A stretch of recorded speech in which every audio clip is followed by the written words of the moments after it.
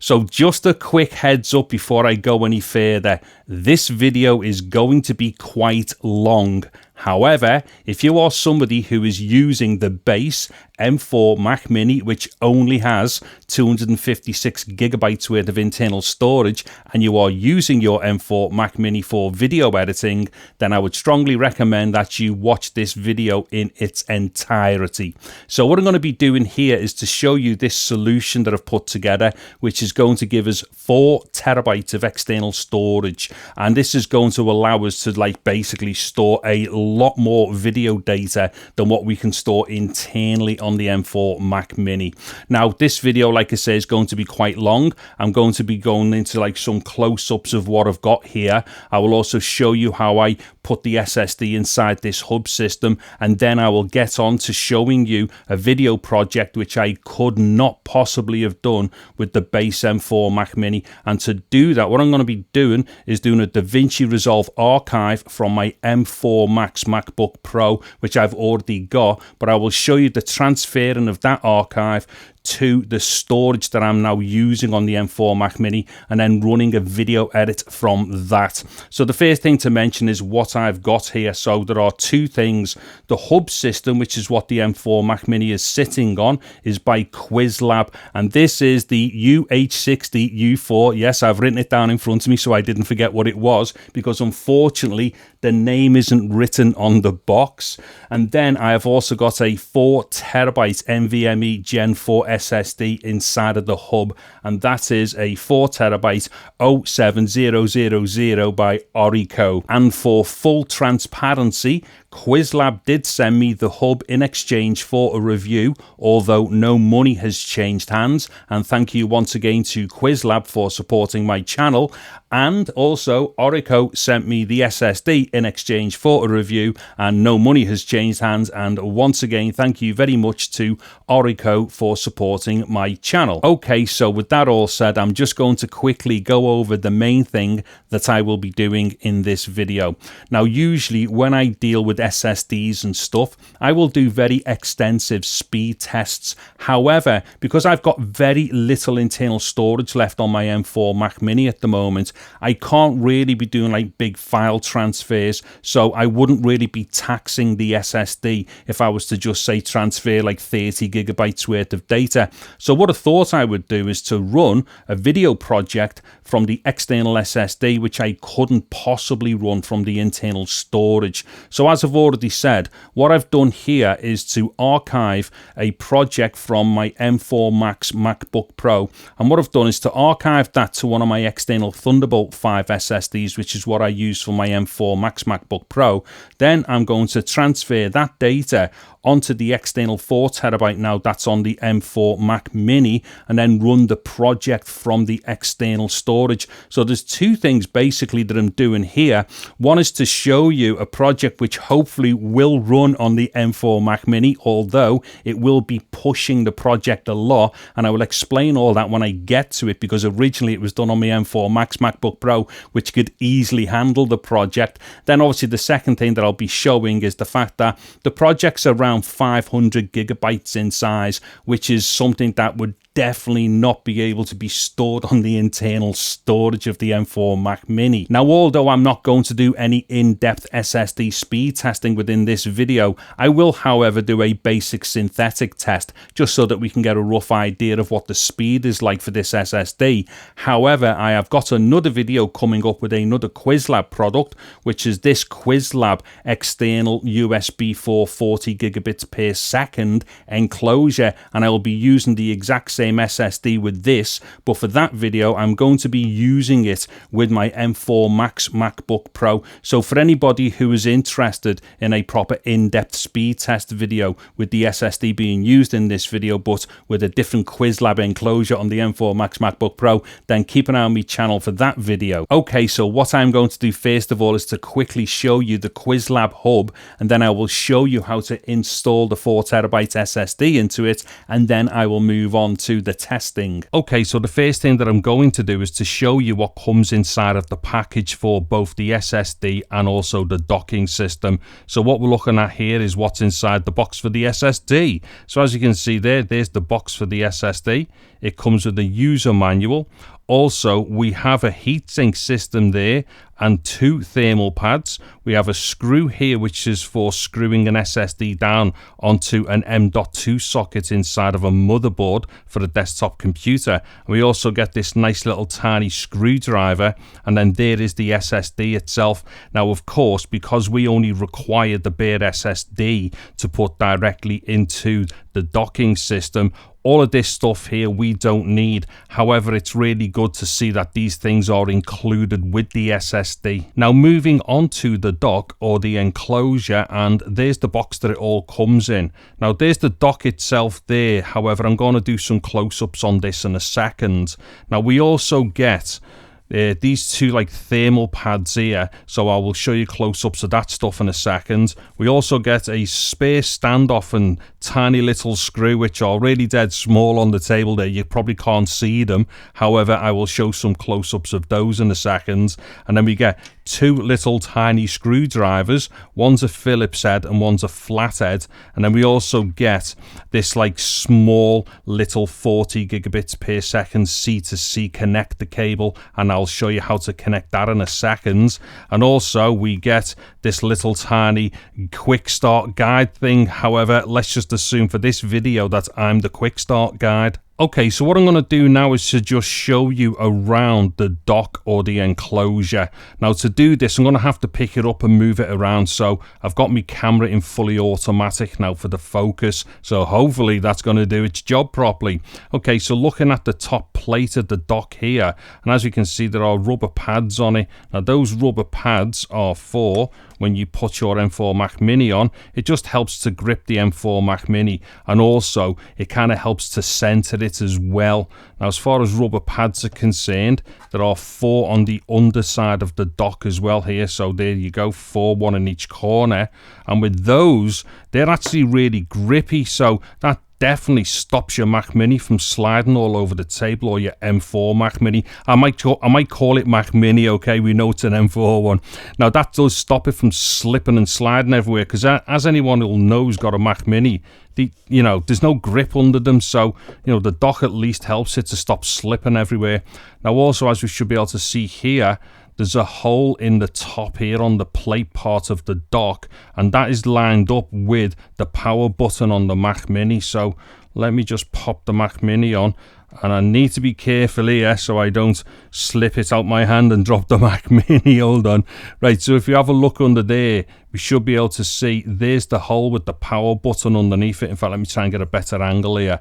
So there's the power button there, which we can clearly see with inside that hole. So when this is laid down on your table, you've got enough space to get under there and get access to that power button. In fact, let me just show you there. So get underneath, and you got direct access to the power button. So that's a big deal for all those people who think it's a real big chore to have to just lift up the end of the Mac Mini and press the power button when it's down on its table.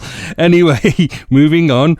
So on the front here as well, what we've got are 2 USB-A ports. Now these are USB 2, which is only 480 megabits per second. So definitely not fast enough for doing things like data transfer. However, what these are brilliant for, and what I've been using it for, is to basically put the receiver for one of my mice in. So I just pop my mouse receiver in there, and then that's it. I'm using this because it's USB-A for the mouse, which I obviously can't do directly with the Mac Mini because it doesn't have any USB-A ports. Now, I don't know if we can see here, if I'll get focused properly, but there's 2 lights here. One says 40 gigabits per second underneath it, and then the other one here says 10 gigabits per second underneath it. Now I'm not entirely sure what the 10 gigabits per second one's for, because the connection that we're going to connect via is always going to be 40 gigabits per second with any of the Mac Minis or any of the M4 Mac Minis.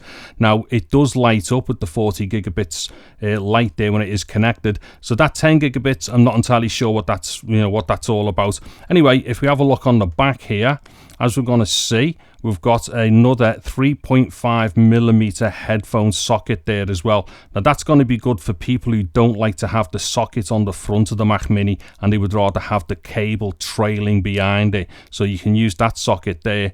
Now there's also another USB-A port there, and that is also USB 2, which is 480 megabits per second. Now once again, I actually use that, and what I use that for is to connect a USB-A to USB-C adapter cable to it. So I pop that in there, and then I use a USB-C to lightning cable. So I connect the C end there and then connect the lightning end there into my Mac keyboard as well. So basically I hardwire one of my Mac keyboards directly into the back of this using the A port. Now of course these A ports that are on the front and the back, you can use those for whatever reason, but as I've just shown you there, I use one on the front for my mouse and then one on the back for me keyboard. So I'm getting good use out of those A ports, and the fact that they are not like high speed doesn't matter for the likes of keyboards and stuff.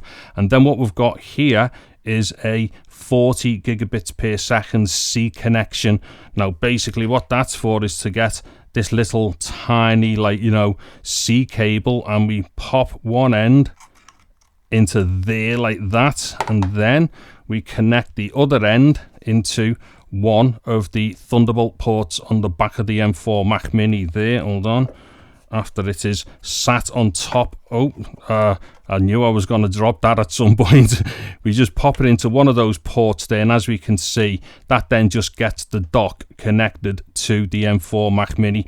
Anyway, sorry if any of this bit that I've just done here went slightly out of focus, but there was like far too much going on to show you for me to leave the camera in locked off focus. But hopefully that's given you a really good idea of what goes on there with the dock.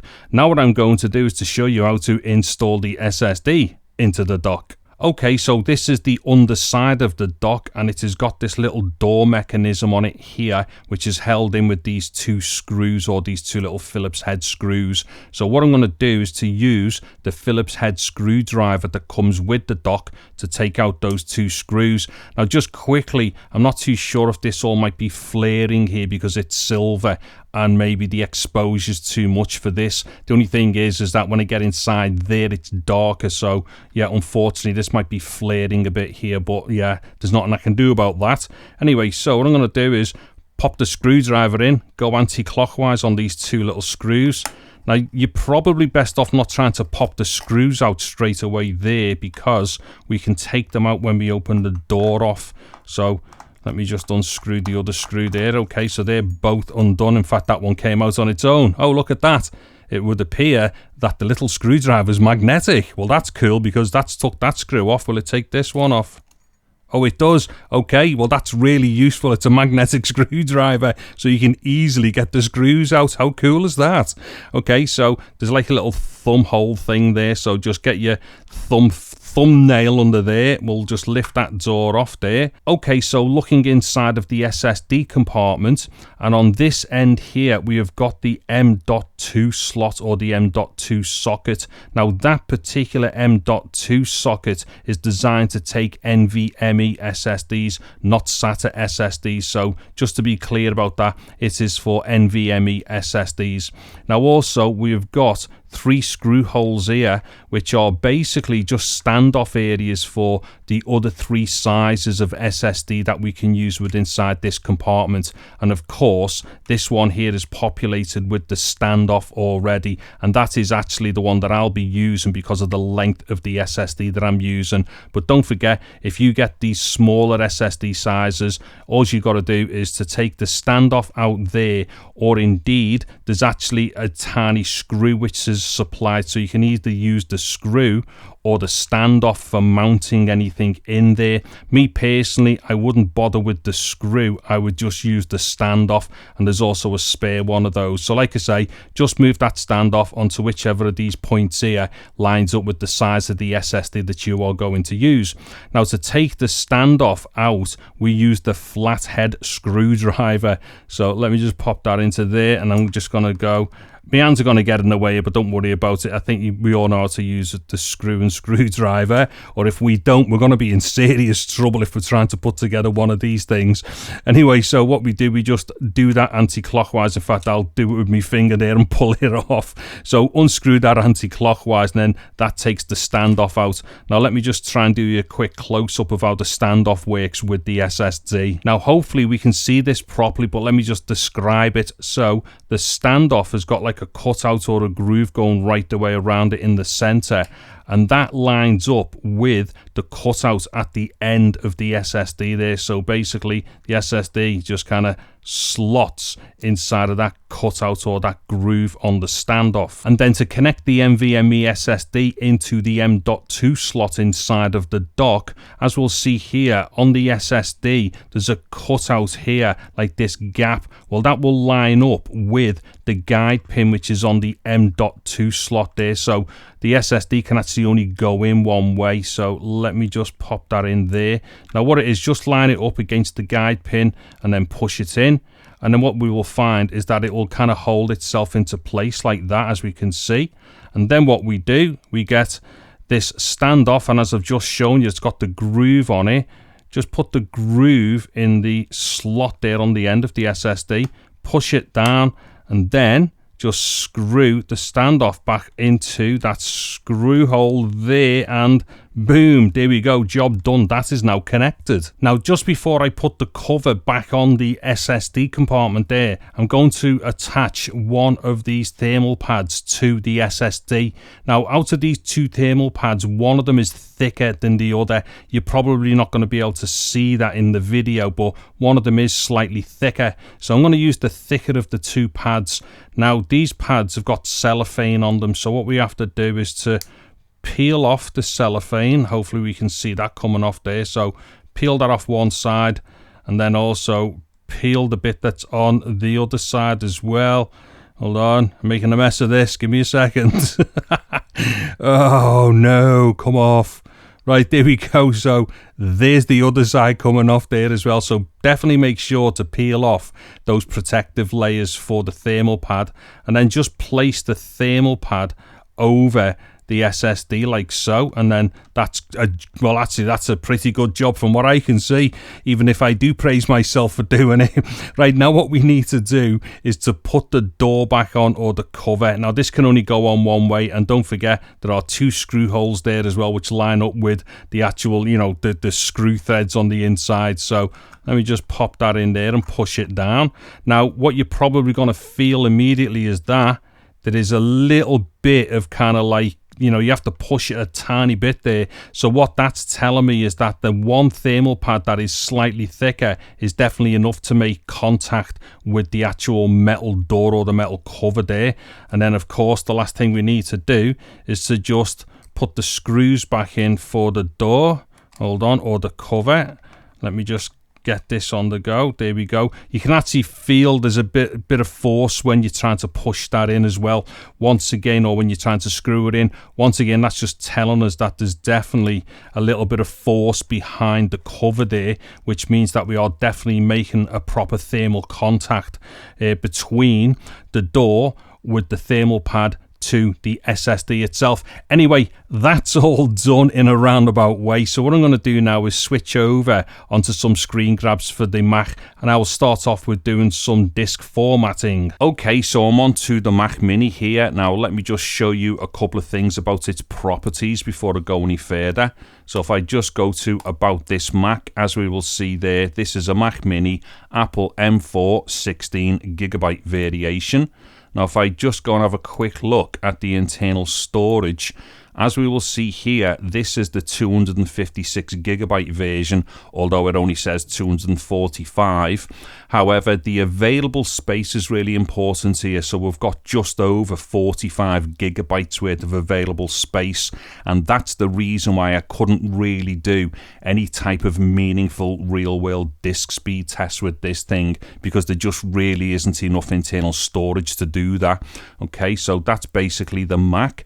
Now, another quick thing to mention here is Wi-Fi reception. So quite often these types of like little docking kind of hub systems that you put your M4 Mac Mini on top of, it can affect the internal Wi-Fi or the internal antennas for the Mac Mini. However, this one doesn't.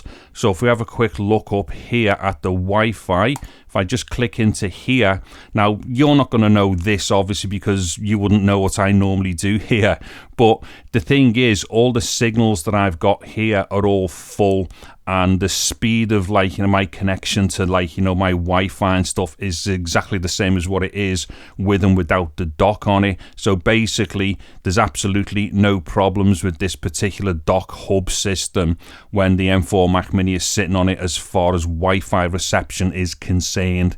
Okay, now the next thing to do is to format the SSD. Now as you can see here, I've actually already been using the SSD, but I'll run through the formatting of it nonetheless.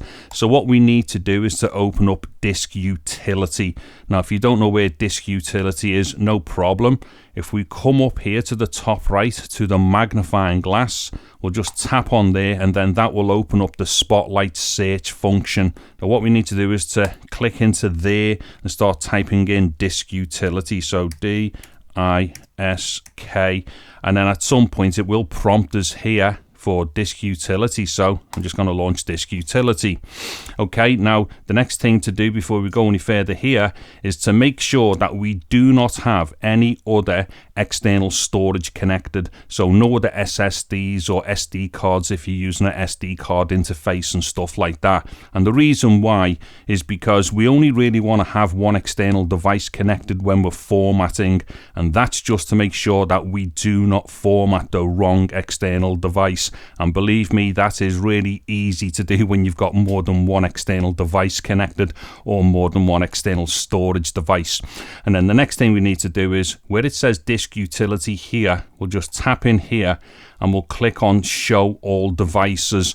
Now the reason why I always say click on Show All Devices is because when we actually go to the format page, if we don't click on that, there are like a few less options in the formatting. I mean, granted, it probably wouldn't really bother us for what we're about to do, but it's always good to leave Show All Devices on because depending upon the type of formatting that you are going to do to any connected devices or storage devices, being on Show All Devices will actually show a number of other options within the formatting. So Show All Devices. Now as you can see here, there where it says external, that's the drive. Now make sure that you click on the root of the drive. In fact, you probably won't see anything like containers and partitions because you're likely to be using a fresh disk or fresh drive. However, and nonetheless, make sure you just tap onto the root of it there. Then what we need to do is to come over to where it says Erase. We will tap onto Erase. Now what I want to do here is have the fastest option possible as far as the storage is concerned. So I'm going to tap in here, make sure that it is on APFS, and then tap in here and make sure that GUID partition map is selected. So what you need to see for format is APFS, and for the scheme, GUID partition map. Now give your drive a meaningful name here. I'm just going to call this 4TB external, basically give it the same name that it already had, and then I'm going to tap on Erase. Now what's going to happen here is that the drive will unmount, it'll be reformatted or formatted, and then it'll be remounted, and then it will be done as it says here. Done. So let me click on there. Okay, right, so right now what we've got is our external drive all nicely formatted and stuff.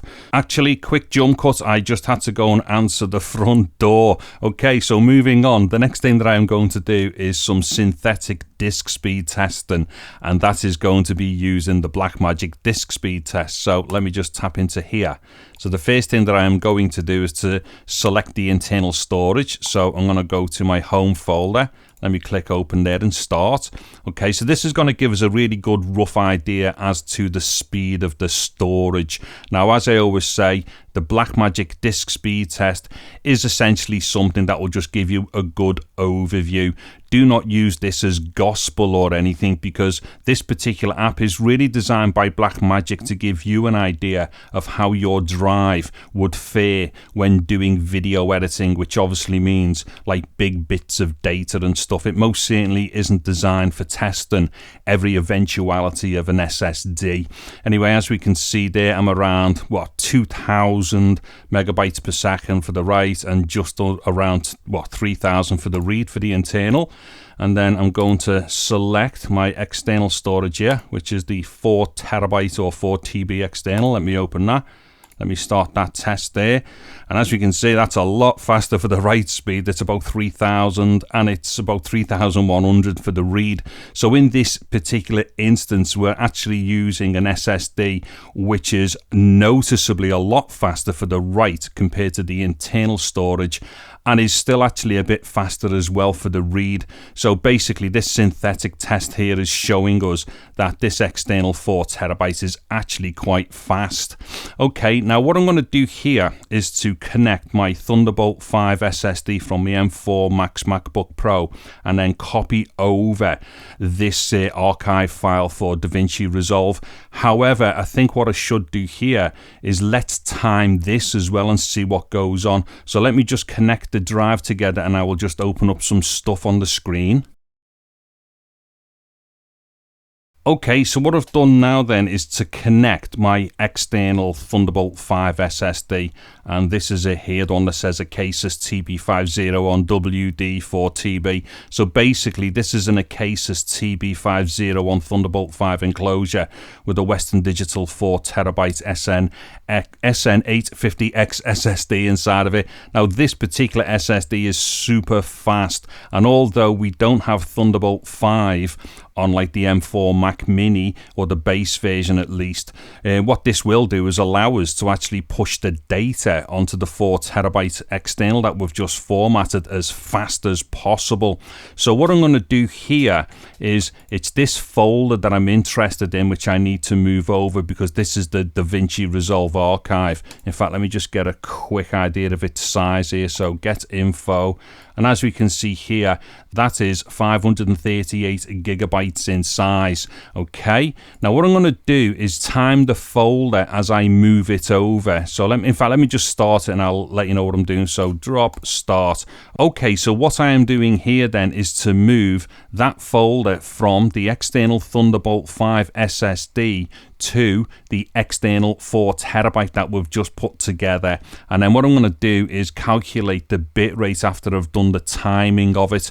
Now interestingly here, if we have a quick look down at the activity monitor, as you can see here, this is basically saying that it's transferring at about 2.6 gigabytes per second, 2.7 thereabouts, and I'm going to guess that that speed will be maintained right the way through this entire data dump. Anyway, I'm just going to speed up through this. I'll come back in at the end and get a timing for the data dump. Okay, I'm going to come back in here and get ready. Oh, there we go. I was going to say come back here, get ready and hit pause, which I've just done. Anyway, so that was 3 minutes and 20 seconds. So let me just quickly work out what the bit rate was for that data dump. So the size of the folder that was moved was 538,285 megabytes, and the time taken was 3 minutes and 20 seconds, which is 200 seconds.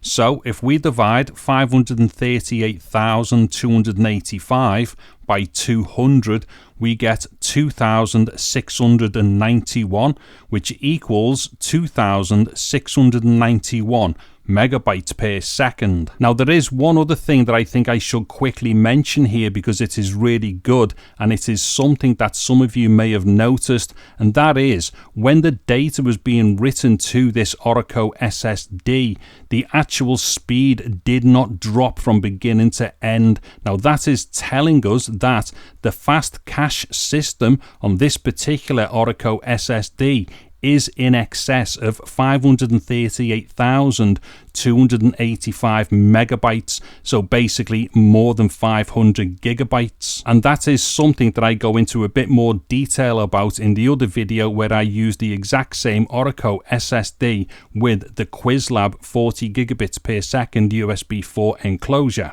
Okay, so what I am going to do now is to load this DaVinci Resolve archive folder into the DaVinci Resolve that is on this M4 Mac Mini. And don't forget, what we're doing here is to read all the media from the external SSD now. So this is going to give us a really good idea as to how good this external system is, or this external SSD.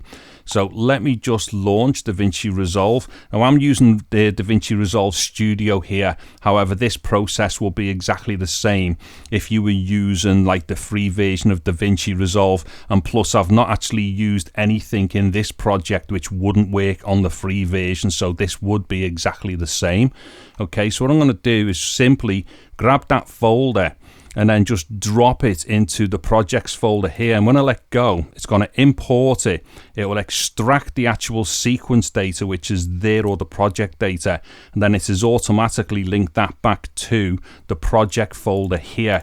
And inside here, there's a load of media and stuff. So basically, it's going to be reading the media from the external drive. And once again, let me just double check the information here. I was going to move that to the bin then. That would have been the wrong thing. Right, so it's 538 gigabytes basically of media. Okay, so let me just launch into this. This might take a few seconds. Okay, now let me just explain a few things here before I get into this. Right, so this particular project here, whilst it is very simple looking, it is actually quite involved, and I will show you some of the things in here which make it quite involved. But first of all, what I'm going to do is to just run through, in fact, let me go full screen.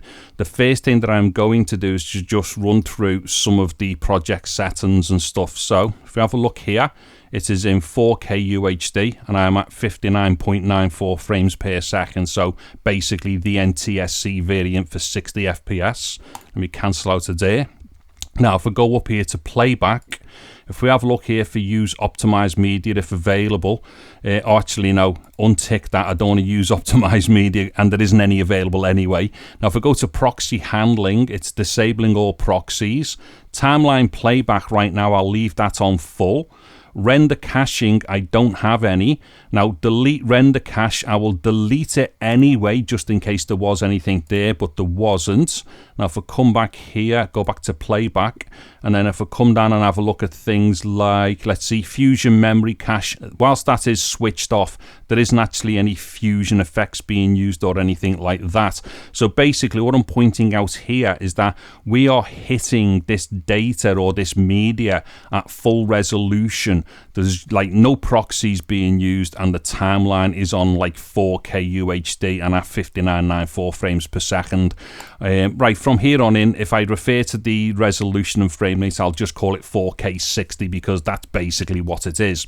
Okay, so as we can see there, this like project is totally like, you know, full and like big and like full resolution. Right. So what I'm going to do first of all is just to show you some of the media that's being used here. So if I have a quick look down here, if I click on this clip here, and if I go to file up here, as you can see there, that says H.264 high level 5.1. So that is basically the codec that's being used from my main camera for when I do these pieces to camera. This just happens to be a Sony AX100. Now, if I just come further down the timeline here, in fact, let me just put the playhead here. There's two files here. So what I'm going to do is just tap on the top one there. And as we're going to see here, this says VP9 for the codec. And this is also 59.94 frames per second at 4K UHD. Now, this particular file here was a recording that was done with inside a Sony PS5. And this records to VP9 for the video codec. It also uses the Opus Audio codec for the audio. However, the audio isn't something that we're going to struggle with on any type of NLE system. However, this VP9 codec is actually quite a difficult codec to decode. So this is going to put a lot of stress and strain on the processor when playing it back.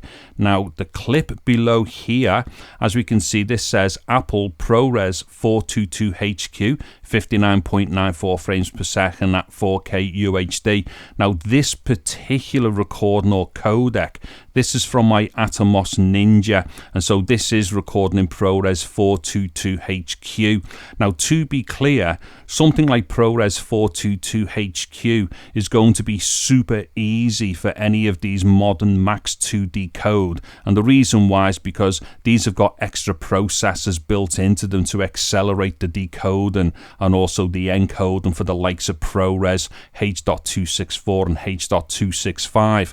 So whilst this particular clip is going to be relatively straightforward and easy for the Mac to decode and edit and export and stuff, this particular codec here, being the VP9 codec, this is not an easy codec to deal with. Now, if I look a bit further down again on the timeline, let me just try and work out what mess I've made down here, because what it is, I start doing all kinds of comps and stuff. Here we go. So if we have a look around here, let me just try and find something. So as we can see here, this phase thing is basically building up one of the clips here, which is the VP9 clip from the Sony. And then what I've done is to add a title here. So if I just mute that, okay, wrong one, it's above it. So if I just mute that, as we can see, that Sony sign disappears, or that Sony text disappears up there. So at this point here, what I've done is to just get this clip and then put Sony over the top of it. So nonetheless, this is actually adding a title over the VP9 codec. Now, if I just scroll a bit further down, I will have done the exact same thing somewhere with the Ninja file. There we go. So as we can see, there's the Ninja file there, which is ProRes 422HQ. And then above it there's a title, which if I switch it off and on, we will see that is the title that says Ninja. So what I've done, I've got like a whole bunch of takes here between like VP9 and ProRes 422HQ, where I've added these titles over the top of each one of them. And then what I do is go further down and make more comps here, where I've done a split screen where I've got the Ninja on one side with the Ninja text above it, and then the Sony VP9 clip on the other side with Sony written above it. And then at some point further down here, there is going to be examples of those two things cross dissolving. There we go. So there is some kind of an effect to go from one to the other. Now if I just let this play through slightly a bit longer, we should see a split screen, I think, here. There we go. So we get a dissolve into a split screen. And actually right now I'm very surprised that that played in real time. Okay, that's quite surprising. Okay, so as we can see here anyway, although this isn't like complex or anything, the thing that's going on here though is that the processor is being absolutely hammered with a number of things. So at this point here, what I've just gotten up to, we've got a split screen with a VP9 codec on one side and a ProRes 422HQ codec on the other side. We've then got two titles, one above each of those kind of comps there, and then we've got effects going between them. In that instance, that was a dissolve. Now if I come back down here to the start of the project, okay, let me just come down a bit more so we can see more of the video tracks. So if I just kind of play through these elements here, as we're going to see, that's going to be just me at the, like, you know, the start of the video doing my usual boring introduction. And also what I've got here, I've got some clips here to mask the microphone. So basically, if I switch that on there, that gives us a clean background plate so I can hide the microphone there, as we can see. And then what happens after I do my introduction here, it then goes into all these kind of like split screens and dissolves for these various comps that I created further down in the timeline. Now what I'm going to do is just play a little bit of this right now so we can get an idea of how this sounds, and then we can kind of move on onto the other stuff. But this is just to show you that this bit here is going to play back perfectly well. Streaming platforms such as maybe YouTube, and are you now thinking to yourself that you may need to go external for your recordings in order to get a better picture quality. Well, what I'm going to do in this video is to compare the internal recording of the PS5 with arguably one of the best external recorders that you can get, which is the Atomos Ninja. Now what I've done, okay, so as we can see there, everything played back perfectly well, and also I believe there is now another track here as well, which is there. Okay, yeah, so there's actually another title track being added here. So if we have a look there where it's got my URL, that's the track there. So once I now go into, you know, the actual test segments here, there's actually now another text element being generated over the top of all those comps with the various, like, you know, codec splits and the various other titles over them. So what I'm going to do is just to start from here and play through. Now what I'm hoping for is that this plays in real time properly at full resolution. So let's have a go at this.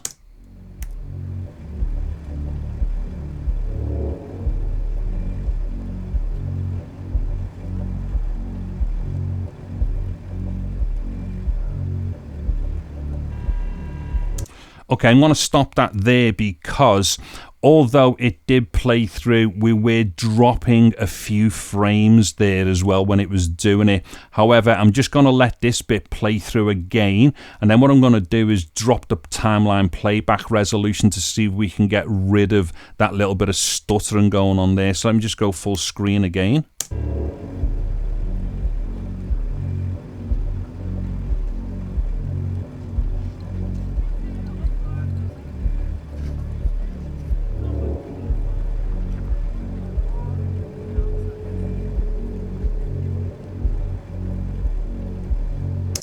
Okay, now other than where that main transition comes in, that's all playing perfectly fine. That's actually really good. However, we were dropping some frames there. Now we can get around that if we drop the timeline playback. So I'm going to drop the timeline playback to, I'll go to a half, and let's just see how this works out, and then I will go to somewhere else in the timeline.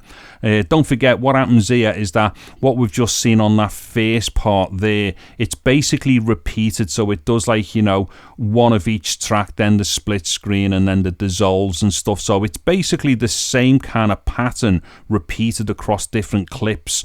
But the most important thing here is that I'm using the same codecs all the way through this. So let's see what happens now that I've gone to half for the timeline resolution.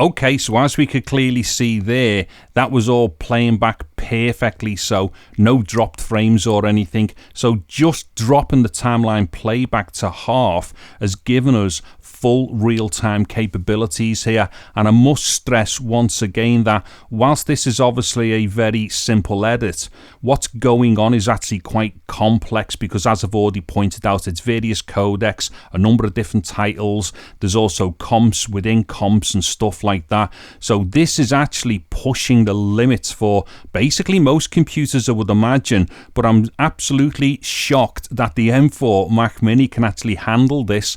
That's the base M4 Mac Mini, obviously.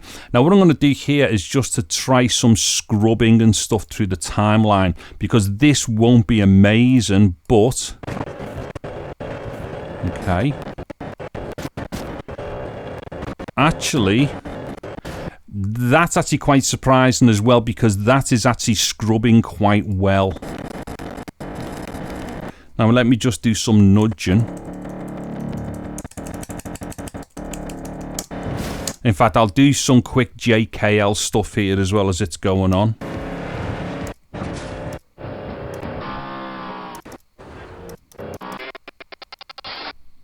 Okay, now with the JKL type editing, when you go into reverse with interframe codecs, and when I say interframe, I'm talking about codecs which use IB and P frames, basically temporal redundancy codecs such as VP9.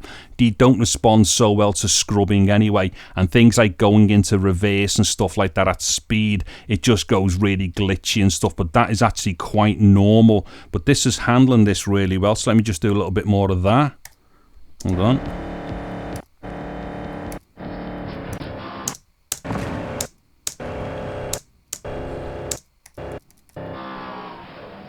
Okay, so basically as far as I can see there, that is all handling itself really well. And then if I just come to this last bit here, once again, this is just me talking to camera with that extra track over the top, which is a clean plate to hide the microphone. And also I've got that title track there. If I just scrub through here. Yeah, that's super responsive. In fact, let me just zoom in a bit more here. That's super responsive, and do some little quick nudging. Now you might notice here that the frame refresh only happens after I click the button twice, listen or watch. Now the reason for that is because every now and then there's going to be either one blank frame or two blank frames, and the reason why is because my camera shoots at 25 frames per second, although the timeline is in 60, but nonetheless this is super responsive. Do some JKL stuff here. Okay, that's perfectly fine. Okay, well, I think what I've done here then is to have given ourselves a really good idea of two things, right? First thing is, this external 4TB SSD is absolutely monstrous for storing a whole bunch of video data on, because obviously this project was over 500 gigabytes and could not possibly have been stored internally. And then I think the second thing that I've shown here is that the M4 or the base M4 Mac Mini is actually really powerful and can do a ton of stuff with fairly difficult render scenarios and stuff like that for maintaining real-time playback. Anyways, I think this should just about do it then for this demonstration, and I know it has been really long, and if anybody's gotten this far into the video, thank you very much. However, I am now going to do one of my usual long boring end summaries. Okay, so to an end summary, and I will try to keep this as short as I can because this video has already been quite long. Now, there are just a couple of things that I would like to reiterate and a couple of points that I would like to make. So the first thing that I would like to say is there are probably some people out there who are thinking, but hold on a minute, Dave, surely you could just use any type of enclosure system to do what you've done in this video. And you are absolutely right. Yes, I could. I could indeed use this QuizLab enclosure to do the exact same thing, because this is also a 40 gigabits per second enclosure, as well as any of these other external like Thunderbolt 5s that I've got. I mean, don't forget, although this is a Thunderbolt 5 SSD, it will actually work on Thunderbolt 4 as well. So yes, for anybody thinking, you know, couldn't I have just used any other type of enclosure? Yes, I absolutely could have done. However, the one thing that I would say here though is because this particular setup was very specifically for the M4 Mac Mini, I personally would rather have something really neat like this setup rather than just like a floating, you know, enclosure. Now, don't get me wrong, that enclosure can also be used with my, you know, MacBooks and stuff like that. So there's obviously a lot of plus points to using a proper portable enclosure. But for me personally, because I wanted something which was going to be like, you know, kind of set in stone, as it were, something that I could leave just set on my table and it all look really nice, and it does look really nice. Not that you should be buying things just because they look nice. They've got to work properly. It does work properly, but it also looks nice. And also, as I'd shown you before as well, I also do use this hub for the receiver for one of my mice, and also on the back here I've got a USB USB-C to A connector, so I can connect, oh, I won't pull it out because it's under a lot of stuff there, but I do connect my Apple keyboard to it as well and stuff. Now, of course, the Apple keyboard could be connected via Bluetooth. However, I just find it convenient to leave that Bluetooth attached to my MacBook, but then when I want to connect it to the M4 Mac Mini, I can just pop it in via the cable into the back there on the hub system. So yes, whilst you could use any kind of like enclosure, and of course an enclosure like this will be able to be shared amongst other things, for me personally, this is just a fantastic solution because it kind of keeps everything all self-contained in a nice neat package. Now, just a quick point on the edit. Yes, there were a couple of little issues with it. However, I was absolutely shocked that the M4 Mac Mini was able to do what it done with those particular codecs, or one in particular. What it was, I've obviously already tested this before I done the video to make sure that it worked, and to be honest, I just wasn't expecting it to work, but it did. And what is really surprising is how the M4 Mac Mini handled the VP9 codec. So what you have to remember, one of those codecs was in the VP9 format in 4K 60 or 60 FPS.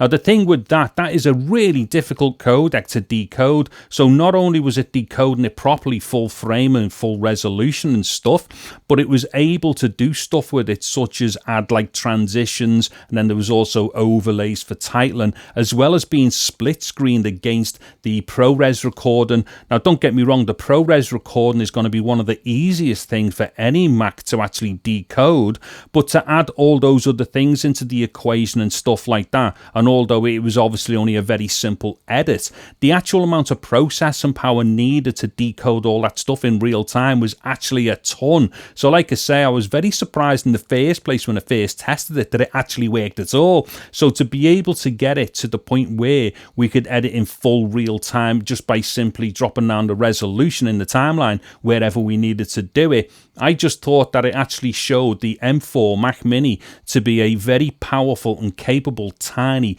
video editing computer. Now, whilst I would like to carry on talking about a bunch of other things, the big problem that I have is that once I start talking, I don't know when to shut my big fat mouth. So what I'm going to have to do is just to wind down this video. However, for anybody who come to this video looking for some kind of a video storage solution for their M4 Mac Mini, I'm fairly sure that you will have gotten a ton of answers out of this video as to whether or not this solution is going to be good enough for you. But don't forget as well, I've also got this other video using another QuizLab product here. So this is a QuizLab USB4 40 gigabits per second enclosure, and I've paired this up with the exact same Oracle SSD. So you might be interested in going to watch that video, because in that video I do some very extensive speed testing, and I've got to say, it does not disappoint. Anyways, there will be Amazon links and all the rest of it for everything used in the video description below. If you've liked the video, please do give it a thumbs up, and a sub to the channel would be absolutely tremendous. I'm David Harry. Thank you very much for watching this video. Take care and goodbye now.